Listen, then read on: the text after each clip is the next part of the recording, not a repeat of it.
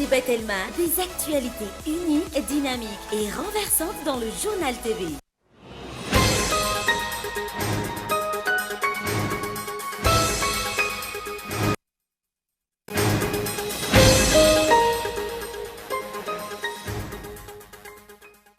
Misy fahampangana ny fitaizana ny zazatsy eo anilandray raha niresaka ny fanaovana tamina psikologa.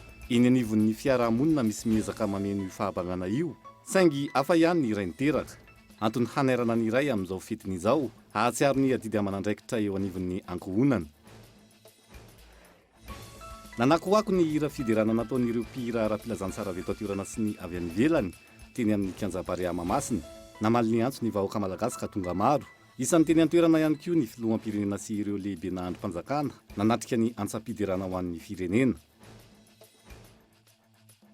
Androany rehefa avy any atsimo ny filoha Ukrainiana Volodymyr Zelensky fa mbola matanjaka ny miaramila Ukrainiana ary tsy manana aia momba ny fandresena manoloana ny Rosiana izy ireo. Ary ao avy hatrany ary ny andindinindreo.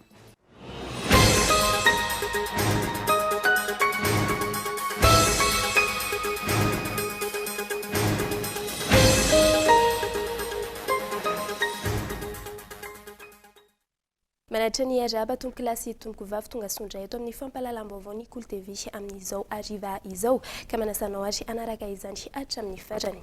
Misy fahabangana ny fitaizana ny zaza tsy ho anilan'ny iray raha ny resaka ny fanaovana tamin'ny psikologa eny anivon'ny fiarahamonina misy miezaka mameno izany fahabangana izany saingy hafa ihany ny iray niteraka. Antony anarana ny iray amin'izao fetiny izao ahatsiaro ny adidy sy ny andraikitra eny anivon'ny ankohonany. Dini unna sen. Mandringa ny fitaizana ny zaza raha tsy eo ny iray amin'ireo ray sy reny. Ho an'ny iray manokana, raha tsy eo anilan'ny zanany noho ny antony maro samihafa, sarotra ho an'io dimbiny io ny aleo tena eo amin'ny fiainana raha ny faneho-kevitry ny psikologa. Amin'ny voalohany indrindra aloha izy dia izany manasaraka n'izay fusion izay misy entre ny reny sy ny zaza izay. Zany hoe amin'ny alalan'indray no ahafahan'ny zaza mahazo tsikelikely an'izay hoe autonomie sy izay indépendance izay. Ny iray koa dia manome autorité sy manome sécurité ho an'ny zaza. Ny zanaka vavy matetika kokoa andray ny zanaka lahy kokoa andreny. Amin'ny psikologia zany misy le atao hoe Oedipe, complexe d'Oedipe fahafantarantsika anazy dia zay zany hoe ao anatin'le ankizy tsirairay mihitsy mitraverse an'izay izy dia ho an'ny zanaka vavy lasa manakaiky kokoa azy indray izy ho an'ny zanaka lahy manakaiky kokoa andreny izy. Fizarahan'ny mpivady fahafatesany isan'ny antony mahatonga ny zaza tsy ho anilan'ny iray. Zavatra mety iseho ny vehivavy anatin'ny fianakaviana no miezaka mameno mibanga ho an'ny zaza, na ihany koa mampiakatra lehilahy hafa ho vadiny andrakofana io tsy fahampiana io, na izany aza hafa ihany ny iray niteraka. Dia mety hoe misy olona miankarne an'izay hoe image paternelle izay eo manodidina. Mety hoe ny rainibeany, mety hoe dadatoany, mety hoe mpanabe, mety hoe amin'ny fianakaviana zany misy lehilahy izay hoe solondrainy le ankizy. Mety hoe mahasamihafa fotsiny ngamba dia mety hoe mahatsapa tsy fitoviana amin'ny hafa ngamba indray ankizy ireny. Satria rehefa ohatra ny ampianarana fotsiny tonga fetindray mahazo fanomezana, manamboatra fanomezana miaraka amin'ny mpampianatra, mahazo daholo ny ankizy rehetrarehetra, izy tsy fantany hoe omenan'iza zany ny fanomezana izay namboariny iny. Zay zao dia mety hoe mahasamihafa. Indraindray koa zany eny amin'ireny zaza hoe kamboty iray ireny mahatsapa hoe tsy dia mahatsiaro en sécurité loatra le zaza. Zay zany mety hitranga dia ny zavatra mety misy koa satria tsy eo le ray, le reny miezaka maka an'izay toeran'le ray izay dia lasa fusionnel be le zaza sy le reniny. Araka izany, tokony hatsapa izay adidy sy andraikitra ary ny toerana izay ny raim-pianakaviana, ananana taranaka vonona sy vanona, ho reharehany ankohonana sy andriny ny firenena, ametraka ho lohalarana ny zanaka, na eo aza ny fitadiavana sy ny fahasarotan'ny fiainana. Anatin'izao fankalazana ny fetiny iray izao, tokony andiny tena ka hanamafiorina ny fifandraisana eo anivon'ny ankohonana, manomboka amin'ny loham-pianakaviana, ny vady ary ireo zanany. Rehefa mirindra ny ao an-tokantrano, andeha manaraka izay ihany koa ny fiainana andavanandro, ka hipaka amin'ny fandrosoany ny firenena. Nanakoako ny hira fiderana nataony ireo ampira aram-pilazantsara avy eto an-toerana sy avy any ivelany atao amin'ny akanjany Barea Mahamasina. Namaly ny antso ny vahoaka malagasy ka tonga maro isan'ny tonga teny an-toerana ihany koa ny filoham-pirenena sy ireo lehibe ny andrim-panjakana nanatrika ny antsa-piderana ho an'ny firenena. Fanadetena.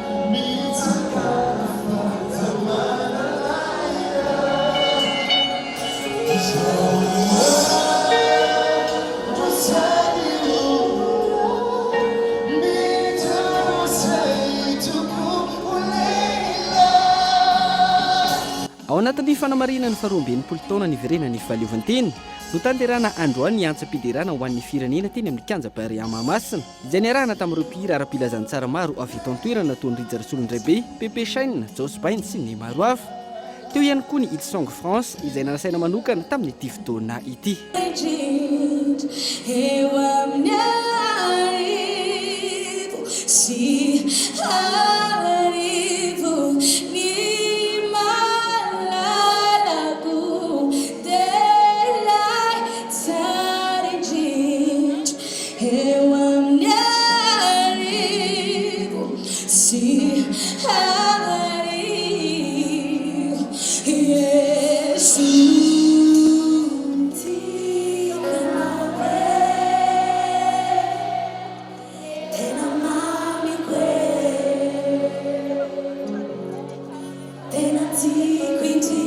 Feno ny kanjany Barea Mahamasina ny ariva teo niarana-kalazan'Andriamanitra ny vahoaka malagasy notron'ny filoham-pirenena sy ireo lehibe na andrim-panjakana. Tamin'ny ankapobeny ny lamina ny lanonana ary ny anoko tao anatin'ny hira fiderana fanandratam-bavaka sy ny fandrosoana sy fandriampahalemana ho an'ny firenena ny rehetra.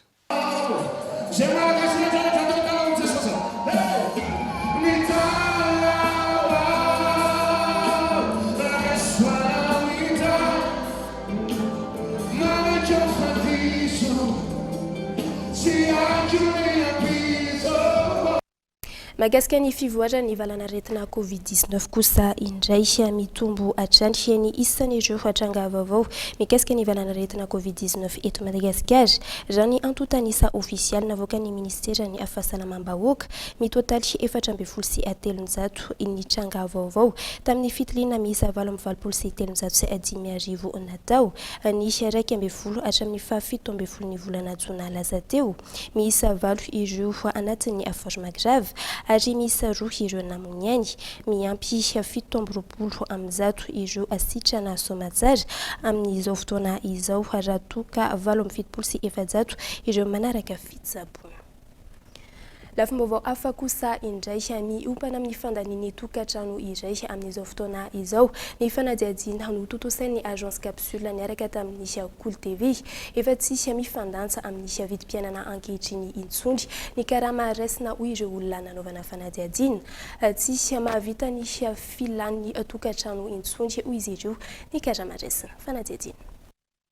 Ampianao ankoho nanaovy ny karama raisinao io no fantanina napetraky ny agence capsule tamin'ny olo-pirenena miisa 700 taona no miakatra teto Antananarivo renivohitra ny voaloha hatramin'ny 7 Jona 2022 lasa teo. Ny maro indrindra na ny 7 isanjato namaly fa tsy ampy ary voatery tsy maintsy mitrosa.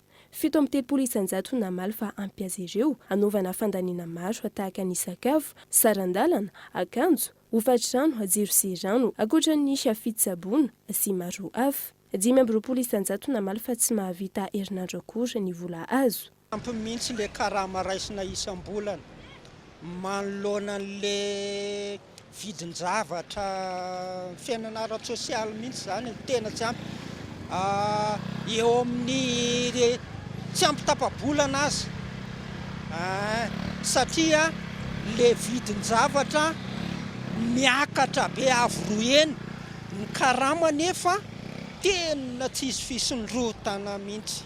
miasa amin'ny orinasa médicale international ako dia mandray karama 3 hetsy isam-bolana eo dia mamelim-bady aman-janaka mandoa jirama mandoa ecolas dia eritrereto amin'izay hoe tena tsy maharaka mihitsy zany le karama na tsy ampy fa za so ampiasam-panjakana miresaka aminareo fa tsy ampy tena tsy ampy mihitsy tena zary raha voalohany ofatra ny siocolas le zaza dia tapitra hatra tena tsy ampy le izy zany fa dia izana fotsiny zay ampy an'le izy zay ny tena marina ny tena marina le izy tsy ampy fa dia misaka foana ena zany manao zay tena ampy an'le izy fa tena zany hoe tena ataonao mihitsy zany zay tena ohatrany hoe tena fiafiana farany zay miafy mihitsy ao anatin'le izy fa raha tsy zany hoe tsy tafavoaka mihitsy dia mba misy zavatra hafa koa zany ankoatran'izay ankoatran'le asa zany mba misy zavatra hafa ataonao zany anampianan'le asa zany. Nateo aza ny fampiakarana karama nataony fitondram-panjakana misy amin'ireo mpiasa amin'ny orinasa tsy miankina no mbola tsy nisitraka izany fampiakarana karama izany. Raha ny fanazavana miantry ny famoahana izany ao anatin'ny gazety-mpanjakana ireo orinasa izay vao ampiakatra ny karaman'ireo mpiasa. Mifanaraka amin'ny tokony ho izy ny fananganan'ny ministeran'ny avarotra sy ny indostria ny komity mandrafitra ny CNV na ny Conseil national de la vanille hoy ireo ampiantsehatra amin'ny ity CAC ampiarina iray ity eo amin'ny CAC ny Henri Florian. Tsy maro ny toerana ary sarotra ny mamehy ny tontolon'ny CAP-arina la vanille eto an-toerana na i Madagasikara aloha no mitazona ny laharana voalohany maneran-tany eo amin'ity fandraharana ny vokatra vanille ity. Nahitana fivaovana hatrany ny vidin'ny vokatra eo amin'ny tsena anatiny ary manaraka izany ihany koa ny kalitaon'ny vokatra. Ankoatr'io manampitrotraka ihany koa amin'izao fotoana izao ny goragora izay ataon'ny ministeran'ny varotra sy ny indostria Nasira Julien sombavoaka ny antalaha no mitondra le fanampanazavana. Raha ny CNV manokana ny tantarena dia tokony misy solontenan'ny mpisaitra rehetra rehefa mpisaitra ny lavani zany tokony ho solontegna. Na izy exportateur, na izy collecteur, préparateur, mpamboly indrindrandrindra ary indrindrandrindra ny solom-bavam-bahoaka tsiraikaraiky tokony mbo ao anatiny. Fa ny tenanay ma tsary voantso rehefa andinika ny lavani zany dia tsary voantso ninay maloha mahasolom-bavam-bahoaka zay sany any miresaka an'izany fa tsary voantso malahelo ihany ny tenanay tsy voantso am'izay amin'ny raha ny lavani nefa zay mbo misy zavatra azo iresana ihany amin'ny raha ny lavani amin'izay zavatra izay ka tokony atao zany zay zavatra zay zegny tokony ho izy zegny araka ny fahafantarako azy ny mpisaitra rehetra mikasiky ny lavani ankoatra ny zay amin'ny ministère du commerce zegny tokony ho daholo zegny. Ankoatr'io tokony hampitomboana ihany koa ny isan'ireo mpandraharaha mahazo ny agrément raha ny fanazavana mba hiteraka asa ho an'ny tantsapam-bokatra sy ho an'ireo mpiatsehatra amin'ny ity vokatra vanille ity.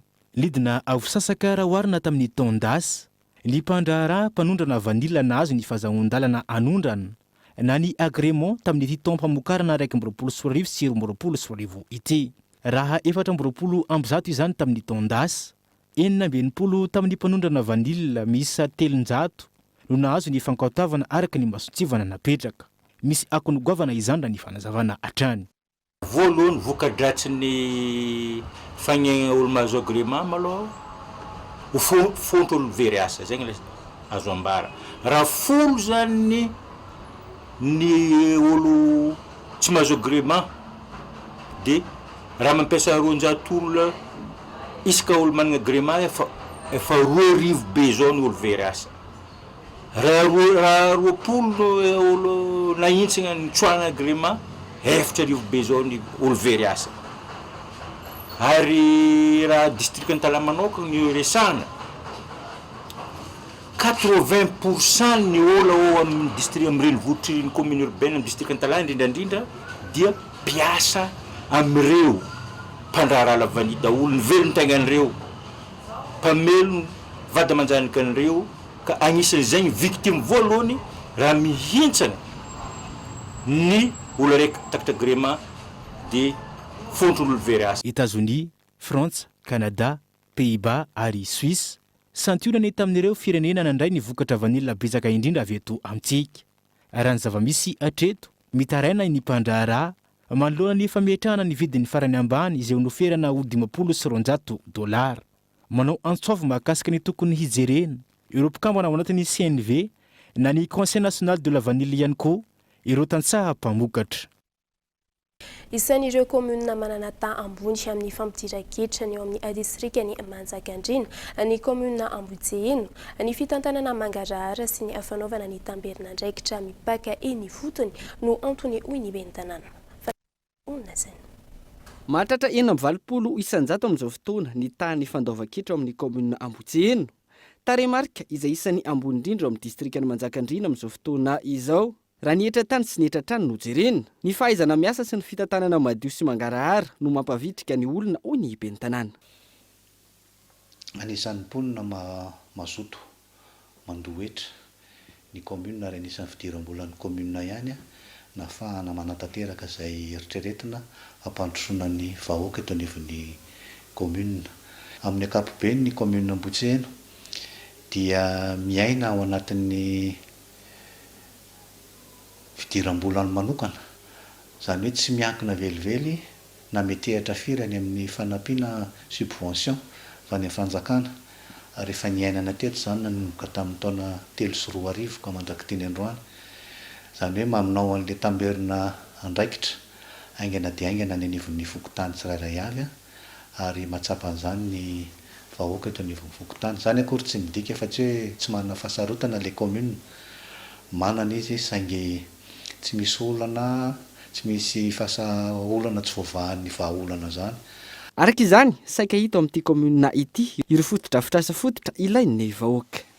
Manana hôpitaly izy anankiroa, CSP2 izay eto andrenivohitr'ny komuna, misy maternité mitokana, dia manana CSP1 any Bedy, fokotanina Bedy 520 km miala eto.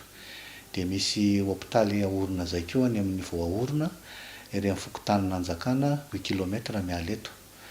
Manana poste avancé, manana ny Yves-Coulclac centre de lecture d'animation culturelle, manana dentisterie, manana lycée, misy zay moa mazava ho azy. Ao anatin'ny fokotany 12 eo dia ny 10 amin'ireo misy EPP. Le roa ambiny moa zany dia tsy mahafen'ny fepetra sady akaiky no fitsimponina. Any amin'ny 50 km miala Antananarivo amin'ny lanam-pirenena fahatelo no misy ny komuna Amboijeno izay mandrafitra ny distrikany Manjakandriana. Manana fokotany misy 12 ary ahitana mponina 320 sy 909.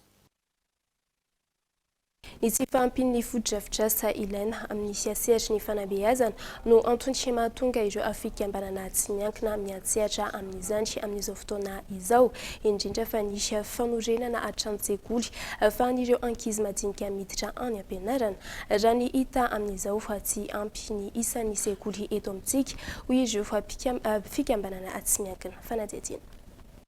Na efa misy aza ny ezaka hirosoa ny fitondram-panjakana, tsy mbola ampy ary tsy maharaka ireo fitaovana vaovao hanatsarana ny sehatra ny fanabeazana sy ny fampianarana ho tonga hatrany ambany ravinkazo araka ny nambaran'ireo fikambanana tsy miankina miantsehatra amin'ny lafiny ny fanabeazana eto amintsika.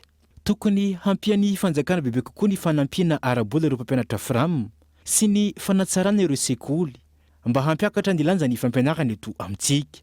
Fanorenana sekoly ahafahan'ireo mpianatra manohy ny fianarana aorian'ny fahazahoana ny mari-pahaizana CEPE no nataon'ny fikambanana tsy miankina iray eny Andranomena ao anatin'ny komuna Analavory faritra Itasy.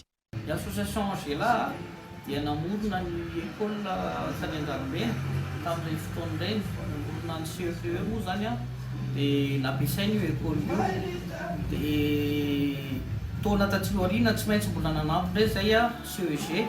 Izany dia efa namafisana an'ilay fotodrafitrasa efa natao tamin'ny voalohany mba hitohy ilay fampianarana ary mba hanandanja ilay fampianarana fa tsy hoe natao fotsiny ilay école fa dia nanaraka ny fahavitan'ny fampianaran'ireo zaza ireo foana zay hatramin'ny farany. Matoa zay mbola ny assiste manampy sy mbola manorona fotodrafitrasa vaovao foana eo amin'ny toerana io mba manana vinavina zay mba hampandroso amin'ny toerana io ary mba hiala fisahirana an'ireo mponina zay amin'ilay toerana. Zava-dehibe hoy ity fikambanana tsy miankina Angela ity ny fanomezan-danja ny lafiny ara-tsosialy ho fanampiana ny mpiarabelona indrindra fa ny fanomezan-tanana eo amin'ny sehatra ny fanabeazana. Ity fikambanana ity izay mankalaza ny 20 taona ny jorony. mialohan'ny idirantsika amin'ny tapany faharoa amin'ny fampahalalam-baovao hisendrikelintsika ao anatin' ireto dokavaritra ireto ndao ary.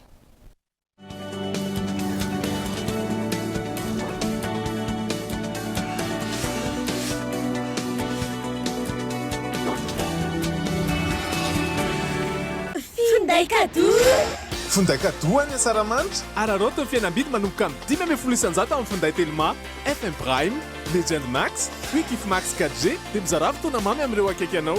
Fongavahaingana any amin'ny Telma Shop anjifan'ilay ho anao.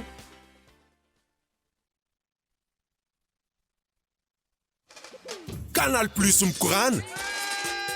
Arahaba tratriny Asaramanitra malagasy. Arao tsy tapaka ireo fandaharana malagasy ranoray mandritry ny herinandron'ny malagasy. Nandro malagasy, lamaody sy kolontsaina mampiavaka antsika malagasy ary maro hafa koa no arahantsika ao amin'ny chaîne Canal Événement ny 20 hatramin'ny 29 Jona.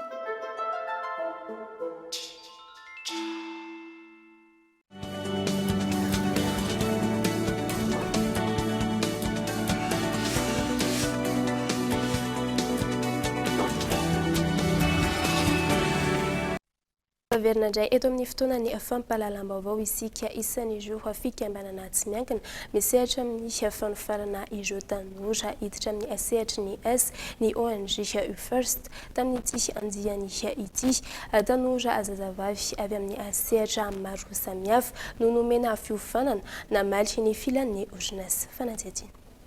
Nivoaka tamin'ny fomba ofisialy ireo tanora vehivavy nahazo fiofanana avy amin'ny ONG First ahafahana manampy azy ireo hiditra eo amin'ny sehatry ny asa. Nanomboka ny volana martsa teo ny fanofanana izay niompana tamin'ny lafin-javatra maro mamaly ny filan'ny orinasa. Tao anatin'io programa io nisy tanora izay nisitraka fiofanana amin'ny resaka soft skills, resaka confiance en soi, resaka estime de soi, resaka développement na lettre de motivation, resaka optimisation na profil numérique, resaka fitondrana formation sy ny tariny mba hanamafy ny fahaiza-manaon'izy ireo hiditra eo amin'ny sehatry ny asa. Avy eo izy ireo nentanina hitondra an'izany fahaizana voaray tao anatin'ilay formation izay naparitaka an'izay tany amin'ny communauté any, tany am-pianarana, tany amin'ny fikambanana, tany am-piangonana, teny anivon'ny fiarahamonina ray manontolo izany. Dia androany no famaranana ny andiany voalohany tamin'ilay programme. Ito ny fanohanana ireto tanora ireto ahafahan'izy ireo manatratra ny tanjona na ny farana azy zany fanofanana. Opportunity boost. Zany hoe androany zao zareo niona tamina personnalité maromaro izay afaka manampy amin'zareo amin'ny fivoarana ao anivon'ny carrièrany. Androany ihany koa zareo niaraka tamina expert amin'ny resaka RH nijery ohatra ny ahoana ny posture ilaina ohatra ny zany fanomanana entretien zany. Dia ao aorianan'izao édition izao dia mbola hisy formation technique kokoa izay ho voaray an'zareo hoentina ohatra ny hanamafy an'izay fahaiza-manao zareo izay eo amin'ny sehatry ny asa. Nentanina araka izany ireto tanora zazavavy ireto izara izay fahalalana azony amin'ny sehatra misy azy amin'ny sampinamana eny amin'ny fiarahamonina ny fiangonana sy ny sisa. Efa misy eto amintsika ankehitriny ny Toastmaster Club izay any États-Unis ny foibeny ary mampianatra ny olona hitarika sy hitrandraka ireo zava-tsoa rehetra misy eto Madagasikara. Isan'ny firenena miavaka ary manana zavatra maro azo trandrahana i Madagasikara. Izany fanazavana fanadihadiana Kaiton Andretsilavo. Fikambanana misy maneran-tany ny Toastmaster ary ao États-Unis ny foibeny. Mampianatra ny olona andray fitenenana imasom-bahoaka, mampianatra ihany koa ny leadership na ny fomba fitariana olona no tena imasony. Manana club iray isika eto Madagasikara amin'izao fotoana, ary eo andalana fampitomboana io club io. Mora kokoa any malagasy ny fianarana miteny noho izy efa anaty kolotsaina. I think that for me it showcases the ability raha ny fahitako efa ao anaty kolotsaina malagasy ny fahaizana miteny amin'ny alalan'ny kabary. Saingy tsara hatrany ny mianatra ny fomba fiteny amin'ny teny isan-karazany. Ny Toastmaster dia isan'ny manome izay fahafahana izay satria tsy voatery ho amin'ny teny anglisy ihany ny fianarana amin'ny teny ato anatin'ny Toastmaster fa afaka mianatra amin'ny teny amin'ny fomba fiteny rehetra na anglisy na malagasy na teny frantsay na amin'ny teny sinoa aza amin'ny teny rehetra. And I'm really looking forward to seeing them rise through the ranks at Toastmasters because you certainly have talent. Ankoatra ny fampianarana amin'ny teny imasom-bahoaka, manampy ny olona ampivelatra ny talenta sy ny fahaiza-manaony ihany koa ny Toastmaster.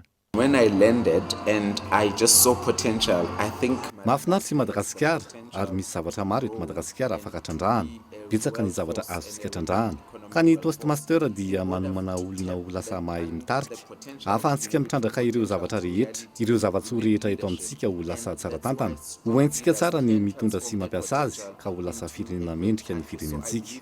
but getting the right leaders to be able to uplift and get Madagascar to where it needs to be in the world map. Nisy ny fampizarana traikefa sy ny fanakalozana tamin'ireo mpikambana eo anivon'ny club eto Madagasikara sy ireo klioba avy any amin'ny firenenkafa. Iray ihany ny tanjony, ny hampianatra ny olona ahiteny masom-bahoaka sy ahay mitarika ho fanomezan-tanana amin'ny fampandrosoana ny firenena. Nanantanteraka fikionam-doboparitra tany Toliara ireo vondron'olona ifotony misehatra amin'ny siajony sy ny fiarovana ny arena anaty ranomasina any amin'ny tapany atsimon'ny nosy ary ametraka apakady maritra manoloana ireo tsindrika sy ny olana amin'ny fanatanterahana ny asan'izy ireo. Fanatety. Isan'ny mbola sakana ho an'ireo vondron'olona ifotony izay misehatra amin'ny jony sy ny fiarovana ny arenan-dranomasina aty amin'ny tapany atsimon'ny nosy ny faharefoan'ny fampiaran'ireo dina amin'ny fitontanana ny arenan-dranomasina. Eo ihany koa tsy fahafantarana ny dina mifehy ny faritra tsirairay ka miteraka fifanoloanana amin'ny fifaneraserana samy voakasiky n'ity olana ity avokoa ireo faritra dimy ato amin'ny tapany atsimon'ny nosy izay mandrafitra ny MME tapany antsimo. Goragora le dina. Sarotra be ny fanatanterahana an'le dina dia farany tsy voahaza zay fiarovana zay. Ao koa le fitaovana manimba. Raha tsy voafehy regny fitaovana manimba regny dia simba le zavatra rovana. Ohatra ataontsika hoe tarikaky na chaîne de plage regny. Ataontsika hoe fanapahana ny alaonko.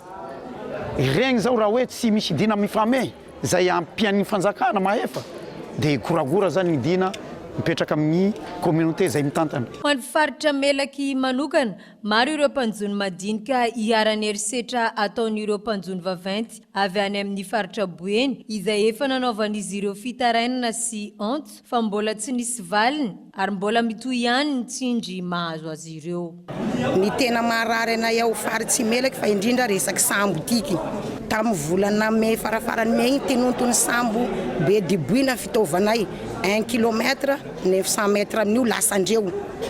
Vao tamin'ny omaly zay agnatin'ny congrès Toliara ty miantso ahy raha moseko tamin'ny talata 3h du matin tonga andreo koa palankinay fitaova 500 metres. Ay amin'izao ny hivelomanay mpanjony madiniky nefa ireo sambo reo marina tsy ho hiasa agny amin'ny 30 km any satria agny tsy hisy crevette fa amin'ny tokony hanjonoanay madiniky avao hanjonoandreo sarotsy ny manaky anay hoe andeha amin'ny 30 km mety tsy ho voasakanay amin'izay reo fa ny raha hangatainay eto sambo reo lafa misy mpanjony madiniky mihaza agnatin'io riakio ao mba tokony hiary ny fitaovan'ny mpanjony madiniky satria raha aminay maintrano agny zao palanky 1 km zao torsa 10 miasa amizao mba hialany ho tontohindreo nefa tsy konten'ireo sambo reo indrindra fa io be diboina io zao miresaka amin'ny raha mombamomba ny be diboina io ampelatanako eto mihitsy fa sala amin'ny hoe rano atopambony andambosiny gisa zao vero azy alefa taty tsy nandroany zao eto miantso amin'ny alliance Vorgas 512 dia resaindreo hoe mandefa fitoria ao agny amin'ny procureur moa ve amizao mahampanjony madinika ahy zao hitorigny sambo vaventy hisy vokany ve reo olo reo manambola. Manoloana izany rehetra izany dia nanatanteraka fikaonan-doam-paritra teto Toliara tao anatin'ny efatrandro ireo vondron'olona ifotony misehatra amin'ny jony sy fiarovana ny arenan-dranomasina mahery ny zato avy amin'ny faritra 5 atao amin'ny tapany atsimon'ny nosy ametraka paikady vaovao amahana ireo olana manjady amin'izy ireo. Mama olana amin'ny ampany amin'ny fanatsarana ny lalana ny fisian'ireo milina fanamboaran-dalana izay nomeny fanjakana ny faritra tsirairay eto Madagasikara ny sitraka ny asany eto amin'ny distrika ny Maroantsetra faritra Analantsiro. Fanatety. Fanarenana ireo point noir amin'ny lalam-pirenena fahadimy avy ao varihongotra andray no nampiasana ireo milina fanamboaran-dalana tao reny ny asa natao tao an-tampon-tanàna ny Maroantsetra ao. Soragna moa ny tompona ndraiky fanjakana rehetra tia toerana indrindra fa izay agnisan'ny magnampy tosika amin'ny maha lehibe ny androm-panjakana anazy sy tompo tanàna toa andriamatoa vice président Sénat Eric Bessoa nagnano fanapakevitra manokana zany atsika hoe izahan'le point noir aloha mba hafahagna mamoaka vokatra indrindra fa atsika hiatrika tompitazagna lavany. Ity lalana ity no varavarana idirana ao amin'ny commune urbaine ny Maroantsetra raha avy any amin'ny tapany atsimon'ny RN5. Hetaheta ny hahavitana ireo point noir rehetra hatrany manana ravaratra saingy mila fanampiana izany. Eto moa dia mitodika amintsika jiaby malala-tagnana zay satria ny carburant tegna olana eto ny mpandraraha moa agnisan'ny voadondogna isan'andro mbola mitodika amin'izay mpandraraha ary andeha amin'ny fatra koa moa zany andefa nagnano koa moa hitavandreny atao vean-dakana zay izy ty dia magnampia matetiky fa zay ny tegna olana cedrena ity zay ny resaka carburant ampandehanana ty raha ty ka mankasitraka antsika jiaby. Ho fanampiana tosika ny asa samy nanolotra gasoil 500 litatra avy ny faritra Andalanjirofo sy ny filoha lefitry ny antelomieran-dolona avy ao Maroantsetra ao. Notanterahina teny amin'ny CSA Amboda ny tournoi nomeza amboninahitra ny SMIS Ray Aman-dreny mpikambana ao anatin'ny club izay sian'indosany fahafatesana. Io no tournoi voalohany natao teny Antoerana taorian'ny fioboana noho ny fisian'ny valanaretina Covid-19. Fanadihadiany Kaito Andreatsilavo. Nototosaina teto amin'ny Aksamboida ny tournoi voalohany ho an'ny taona 2024 sy ny tournoi voalohany taorian'ny fiboana noho ny Covid-19. Tournoi izay nokarakaraina manokana ho fanomezam-boninahitra any Samy. Samy zany olona Ray Aman-dreny moa zany membre athlète teto amin'ny Aksa teto efa ela be dia lozan'ny fahafatesana moa zany izy dia zay comité de l'Aksa zany tena zay mihitsy ny eritreretina hoe tsy maintsy hanao tournoi en hommage à Samy. Zay zany natonga le izy. Ny araka ny fantatro moa araka ny hitanao moa zany maromaro ny olona inscrit tamin'ity tournoi ray nitoraka ity. Zany hoe azo atao hoe première édition ny 2022 mihitsy zany ity tournoi ity sady voalohany indrindra après ny Covid-19. Zay zany premier tournoi ny organisé ny Aksa. Dia zao izy zao mahafinaritra dia falifaly daholo ny olona dia engany mba hitoy. Nahitana fahavononana sy fahazotoana avokoa ireo mpandray anjara sy ireo mpikambana rehetra. Nizara kategoria roa ny tournoi teto. Nilatsaky ny 5-10 taona sy ny mihoatra ny 5-10 taona. Plus de 55 mois tena surtout zany ho an'le olona zay nikotoyen Samy tamin'izany satria efa somary nahazo aso-taona daholo. Dia nisy solotena ny 4-5 ny fianakaviany moa koa moa mbola ho avy eo fa avy eo efa tonga tao ihany omaly fa mbola ho avy eo dia namenay sary sy ny palmaresiny sady name hanolotra kopy. Tsy aivina hatrany efa miroborobo amin'izao fotoana ny taranja tenisy ary efa maro ireo tanora malagasy manandratra ny fahaiza-manao sy miaro hatrany ny voninahim-pirenena. Misokatra ho an'ny rehetra ny taranja tenisy ary afaka mamolavola matianina anandratra avo ny lazan'ny Madagasikara. Sahirana ireo tantsaha any amin'ny commune Ambatoniady district ny Tanifotsy fatra vakina karatra no ny fahasimban'ny lalana sy ny tsy fisian'ny lycée any Antoerana. Misaraka izany sy ny fidinana ifotony sy nataon'ireo tanora avy eo amin'ny vovonan'ireo tanora mpitolona aty tanindrazana. Fanadihadiana. Nanao fidinana ifotony tao amin'ny commune Ambatoniady district ny Tanifotsy fatra vakina karatra ireo tanora avy amin'ny fikambanan'ny mpitolona aty tanindrazana na JPRM. Fidinana ifotony mahakasika ny fankankevitra sy ny fiainona ireo sokajin'olona izay natao tamin'ny alalan'ny lobarendas ka entina nairana sy apita amin'ireo tompon'andraikitra ambony isa-tsokajiny. Tanjon'izao etsika izao ireto tanora ireto dia ny ahafahana mahafantatra ny mararin'ireo vahoaka ity ifotony ary ahafahana mijery solon-dalana sy fifanomezan-tanana entina ho fampandrosoana ny tontolo ambanivohitra. Anisan'ny tena marary ireo tantsaha eto amin'ny commune Ambatoniady ny mahakasika ny fambolena sy ny fiompiana eo ihany koa ny faratsy ny lalana. Somary ratsy ny lalana makany amin'ny toerana iny dia manao atsoavy zany zahay JPRM au niveau ny gouverneur ao amin'ny TP ny tompon'andraikitra tsakaziny mba hijery satria hitanay hoe betsaka ny vokatra amin'iny toerana iny fa noho ny tsy fisiany lalana ny faratsiany lalana tsisy tôbila tonga an'izany mihitsy fa taxi moto mandeha any dia hitanay hoe tokony ho jerena akaiky io zavatra io mba ahafahana mamoaka ny vokatra an'ireo tatsaha sy mba ahafahana ihany koa mifamezivezy mba ahatonga isian'ny fluidité na fifirindrana ao amin'ny fifamoivoizana any amin'ny vahoaka ny fotony. Raha eo amin'ny ny fanabeazana kosa indray dia mbola maro ireo ezaka tokony ataon'ny fanjakana fohy be amin'ny fijerevana manokana ity commune ity satria dia tsisy lycée ahafahan'ireo ankizy mianatra ty toerana fa voatery tsy maintsy miakatra eto tapin-tanàna tany fotsy ireo mpianatra raha te hanohy ny fianarany. Ny zavatra tena mamparary ny vahoaka ao amin'ny commune Ambatomiady zany amin'ny resaka fanabeazana dia ny tsy fampian'ny lycée satria ny foto-drafitr'asa tsisy lycée koa zany tsisy satria mitarainy ireo ray aman-dreny hoe afaka BBC ny zanany dia tsy afaka manohy fianarana intsony satria lavitra le any tany fotsy ny fahasairan'ny ray aman-dreny dia ao anatin'izay zany no anairanay koa ny tompon'andraikitra mba hijerena akaiky an'izay hoe fananganana lycée zay dia hita koa ireo marary ny mpampianatra moa zany mazava ho azy mba ahafahana koa mijery ireo tena efa ataontsika hoe efa tena ela be tao anatin'ny saitr'ny fampianarana nefa mbola tsy voakasika an'izany atao hoe recrutement zany. Ao ry ny distrikina tany fotsy dia ny distrika mandoto indray no anaovany ireto tanora ireto fidinana ifotony ho fankahakevitra ireo vahoaka mba ahafahana mahafantatra ny tena marary azy ireo. Tsy ara-dalàna ary tsy azo atao ny miakanjo mitovy loko amin'ny fanamiana ireo ampitandro ny filaminana raha ny fanazavana ireo tompon'andraikitra atevenina ny fanaraha-maso ary hoentitra ny fepetra ho raisina mandritra izao fankalazana ny fetim-pirenena izao raha ny fanazavana fanatetiana.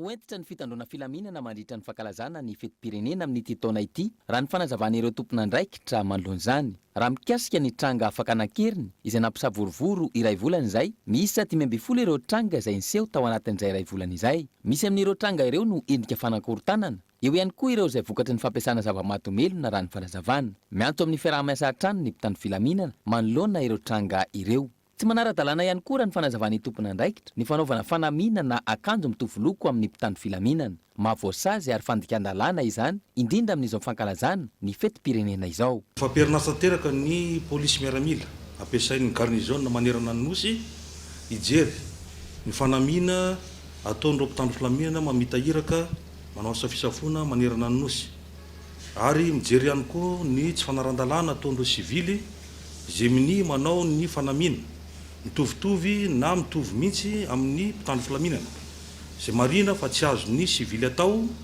ny miakanjo ny akanjo fanaovan'ny mpitandro filaminana na inona ny lokony na inona ny lokony eny fa na reny avy any ivelany reny aza mba tsy ampifangarona amin'ny famitana iraka ataon'ireo mpanao asa fisafona eny an-tanan-dehibe eny fa ny ambanivohitra koa. Ny mikasika ny fiarakodia koa dia fanambara ombenimbeny fa tsy azo atao ny mampiasa an'ireny vitre fumée na ireny vitre matroka hitantsika ireny zany amin'ny fiara izay tsy nahazo lalana. Anomboka ny 7 jona ho avy izao ny fankalazana ny fetim-pirenena izay anatanterahana ny fampisehoana ara-pilazantsara.